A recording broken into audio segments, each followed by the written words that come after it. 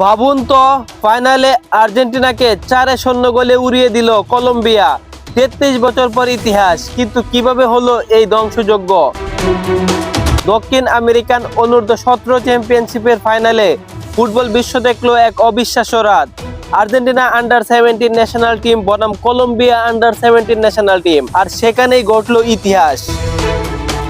সেমিফাইনালে ব্রাজিলকে 3-0 গোলে হারিয়ে ফর্মের তুঙ্গে ছিল কলম্বিয়া। অন্যদিকে আত্মবিশ্বাসী আর্জেন্টিনা এসেছিল ইকুয়েডরকে হারিয়ে, কিন্তু ফাইনালে চিত্রটা একেবারেই অন্যরকম। 31 মিনিটে হঠাৎ স্টেডিয়ামে ট্রান্সফরমার বিস্ফোরণ, 11 মিনিট বন্ধ খেলা, কিন্তু ফিরে এসে যেন আরো ভয়ঙ্কর হয়ে ওঠে কলম্বিয়া। 59 মিনিটে প্রথম আঘাত, মিগুয়েল আগামেস, এরপর মাটিয়াস কাইসেডোর হেডে 2-0। মাত্র কয়েক মিনিটের ব্যবধানে আবার আগামেস 3-0। শেষ দিকে জুসে এসকুরসিয়া চতুর্থ গোল করে নিশ্চিত করেন ইতিহাস। চাপ সামলাতে না পেরে ভেঙে পড়ে আর্জেন্টিনা। লাল কার্ড, হতাশা আর বিশৃঙ্খলায় আর্জন নিয়ে শেষ করে ম্যাচ।